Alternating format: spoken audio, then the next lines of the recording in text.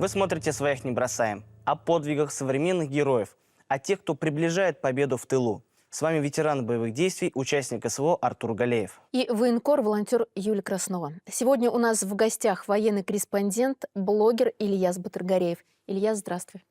Здравствуйте, добрый день, дорогие Артур, Юлия. Спасибо, что пригласили в вашу замечательную студию. Ильяс, как вы попали в зону специальной военной операции в качестве военного корреспондента? В зоне специальной военной операции первый раз я был, получается, мы в госпиталь сначала съездили. Ну, нельзя сказать, что это была прям зона специальной военной операции, это был Крым. Но первое касание и понимание, что происходит вообще с нашей страной, было именно в Крыму, когда мы съездили к нашим ребятам. Очень была, знаешь, наверное, вдохновляющая история, потому что там наши земляки, те, кто живут в Севастополе, они услышали, что нашим землякам в госпитале нужна помощь. И Курултай, и Республика, Курултай-Башкир услышали этот зов, и мы первой гуманитарной колонной поехали именно туда, в госпиталь. Мое первое касание было там, и после этого остались, наверное, самые неизгладимые впечатления, что ты как нормальный пацан, как нормальный воспитанный своей матерью и отцом, да, человек, ты не можешь мимо этого проходить, когда твоей стране так больно. А дальше на передовую как попали вы? После этого была поездка от республики. Республика также предоставила возможность поехать именно с внучатым племянником генерала Шаймуратова. Это Марат Асхатович Гадельшин. Он тогда подготовил первый гуманитарный конвой именно вот от себя. Подготовил очень такой бронированный Урал большой. Он до сих пор служит у шаймуратовцев. И я освещал информационно, то есть мы вместе с ним съездили, посмотрели, что там происходит, и это было уже вот прямо в зоне специальной военной операции. Это когда было? Это был апрель 2023 года уже, да. Что снимали? Мы доехали до нашего логистического центра, где именно распределяется вся гуманитарная колонна, и после этого мы смогли немножко выехать до место дислокации, где шаймуратовцы наши. То есть мы довезли именно тот Урал, довезли гуманитарную миссию, в общем-то, пообщались с ребятами. И тогда вот я первый раз, наверное, уже вот прям почувствовал вот прям серьезно. То есть и Луганск там был, и мы Донецк проехали. Ну а сейчас уже, если какой-то срез сделать, кто герой ваших сюжетов? Да наши простые мужики. Вот прям из моего Архангельского района, там, да, из деревень простые пацаны. Вот для меня они герои. Они герои для меня, и я про них рассказываю. И моя главная задача, когда я туда приезжаю, ну, не хайповать, не как-то, да, вот я не знаю, а именно рассказать простую историю наших мужиков, которые... Они вчера были водителями, да, тот же Змей, например, а сегодня это уже герои, и мы должны о них знать. Вот моя задача просто... И мое отношение к ним очень простое, как к старшим ребятам. Ну, такие же, как мы, они не супермены. Но хотя они, мне кажется, еще круче, чем вот намоленные, да, вот эти супермены, тем, что вот они своей простотой подкупают. Простотой, своей искренностью. И ведь специальная военная операция, вообще боевые действия — это то место, где вот, если ты приходишь туда вот с какой-то плохой мыслью, да, тебя с этой плохой мыслью обратно и отправят. Там, да? Обычно это такая нецензурная, там говорят, с чем пришел, тем и ушел. Там вот черное — это черное, белое — это белое. И все. То есть там нету другого.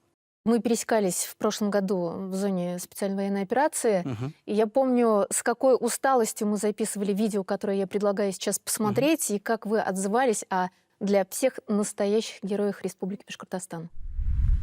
Дни эти прошли очень активно, силы реально нету, на самом деле. Я просто, знаете, вот я когда говорю, что сил нету, мне немножко стыдно становится, что у ребят откуда должны быть силы, вот реально. На них такой большой объем работы, на них столько сложностей, столько самая сложная работа в мире. Они ее выполняют, поэтому наша задача очень маленькая, просто рассказывать их героические поступки, которые они совершают каждый день. Они к этому относятся очень просто, очень легко, там, да, то есть спасли друга, не рассказали об этом. Наша задача рассказывать, показывать, чтобы дома знали, насколько это тяжело. Вот. Наша задача просто жить этим, показывать и верить, что мы победим. Подписываюсь под каждым словом, ничего не поменялось. Ильяс, на самом деле вы делаете очень важную работу, потому что сейчас идет информационная война. И благодаря нашим военным корреспондентам прорабатывается огромная работа. И вы все-таки на всю малую родину, на всю великую родину нашу Россию освещаете будни специальной военной операции. Вы говорите правду, а это на вес золота. Спасибо, спасибо большое. Как встречают в башкирских батальонах? Ну, я говорю, как родного. Я же говорю, я приехал, я вот куда ни приезжаю, то в полк, то в наш Шеймуратовский батальон. Вот только что мы общались с Космосом из Достоваловского, да, батальона. Все уже поменялось. Все не так, как было, как там вот в 23-м году я активно ездил, да. Кого-то расформировали, кого-то отправили, кто-то получил ранение, кто-то погиб. Тоже, да, тоже без этого невозможно, и невозможно об этом не говорить, потому что мы понимаем, да, что происходит. Но наша задача, вот моя, рассказывать, и как встречают, я не знаю, ну я говорю, я туда приезжаю только как братья. Есть такое, что бойцы звонят: Ильяс, привези нам то-то, то-то, то-то. У меня очень хорошие друзья, которым я сразу отправляю. Это Тимиргалю Разгулов, сразу его контакты даю, и слава богу, что он дает возможность, да, вот заявки эти заполнять. Обращаются, конечно, и как можем, уж помогаем, но я вот с гуманитаркой ни разу не был связан. Я сразу перераспределяю и вот передаю людям, кто этим занимается профессионально. Тимиргалиев Разгулов, депутат Госсобрания, он возглавляет Центр поддержки участников специальной военной операции, уже помогает фронту очень-очень много. Более 30 раз у него личных поездок, да. Да, только личных поездок больше 30 раз. Сам Тимиргалиев Разгулов с Крымскалинского района. Да, прямой потомок Шеймуратова, я архангельский, поэтому мы вот это нашли друг друга. Ну, когда вы бываете там за ленточкой, ребята что говорят? Доходит ли гуманитарная вот эта помощь, которую мы сейчас обсуждаем? Слушайте, по гуманитарной помощи можно вообще вот именно по нашим полкам, по нашим подразделениям, где наши ребята-добровольцы, мобилизованные, там со многими кадровыми офицерами тоже налажена связь, потому что фронт большой, там более 2000 километров, и, конечно, может быть, где-то нету связи с одним конкретным офицером, да, но вот в целом, где наши ребята организованно уходили от республики, они полностью обеспечены. То есть шеймуратовцы, достоваловцы, Салават Юлаева по линии Росгвардии, да, то есть более того, полк Башкортостан какой у нас сейчас, да, мощный, он не сходит с повестки федеральных каналов, потому что они большим делом занимаются, они очень серьезно, у них техника, танки, артиллерия. И про полк, ну, а полк это мы единственные, кто вот во всей стране вместе с Москвой смогли подготовить полк добровольцев, понимаете? То есть и в плане гуманитарки нельзя не сказать, что у нас, более того, каждый глава района, сельсовета вот туда съездил. Там бывало такое, что мы глав сельсоветов, даже женщин на И передовой не один видели. раз они туда поехали даже. Не то, что не один раз. Там, например, тот же Стерлитамак, они отдельно свой штаб сделали, там со своей командой выезжают, да, и в каждом районе уже есть у главы района своя команда. Более того, у нас стоматологический модуль туда ездил из республиканской стоматологической клиники. А неоднократно вы сопровождали в командировке главу Республики Башкортостан Да. Радия Фаритовича Хайберова. Как его встречают там за ленточкой? С Ради Фаридовичем вообще, знаете, такая история, что когда вот ты с ним в одном окопе постоял, ты уже вообще не сомневаешься в его крутости, в его, наверное, в мужском слове. Насколько вот он взял ответственность за каждого бойца, да, за каждого, кого подготовил, в общем-то, с республикой, те, кто уходили с Советской площади. И, конечно, когда, я не знаю, под Авдеевкой были в мобилизованном полку, там вообще ребята были просто в шоке. То, что сам глава приехал, они сразу, тут же небезопасно, Ради Фаридович. То есть такое переживание, такое вот там уважение только к Ради Фаридовичу на передовой за то, что он отвечает за свои слова. Каждый, кто ездит туда за ленточкой не только с гуманитарной миссией, но и как врачи-медики, и главы сельсоветов, и особенно, конечно, вдохновляет, когда глава Республики Башкортостан отправляется за ленточку, и, как вы сейчас говорите, к ребятам в окопы доходит. Это же дорогого стоит.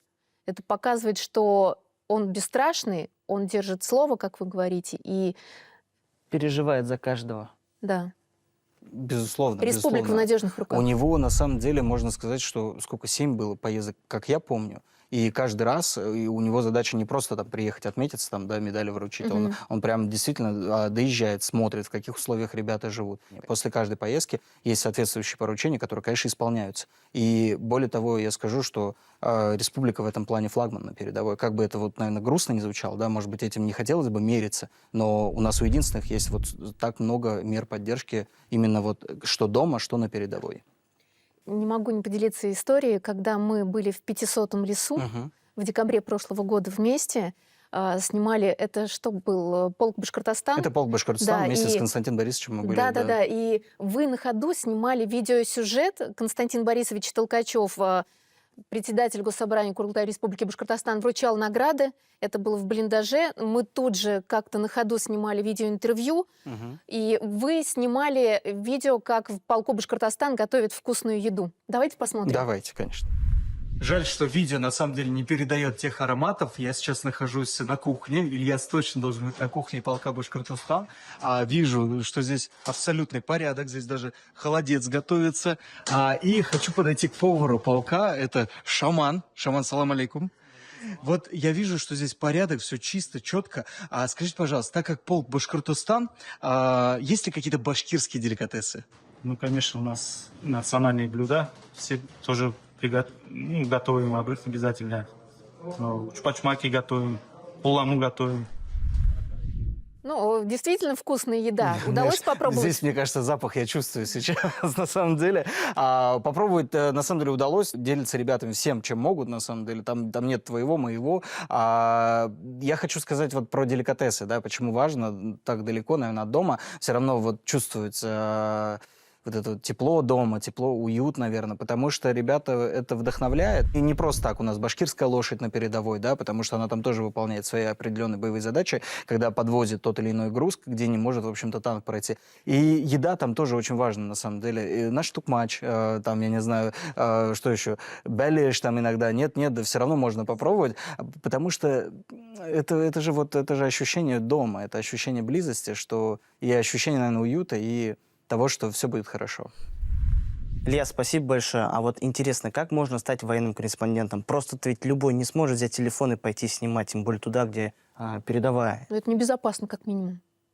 Ну, конечно, там только это сопровождение офицеров. Если мы говорим про именно где боевые действия, где боевые задачи, конечно, только в сопровождении офицеров. И только внимательно слушая их задачи, их указания, только можно, на самом деле, оттуда выйти. Потому что зайти тоже тяжело, а выйти еще тяжелее. Вот, поэтому вот в этом плане, конечно, нужно быть профессионалом про свое дело, нужно, конечно, быть, наверное, патриотом и не бояться сложных тем. Так и получилось, что у меня в жизни всегда, я не боюсь брать сложные темы, вот так меня судьба и завела. Безусловно, нужна аккредитация от Минобороны Российской Федерации.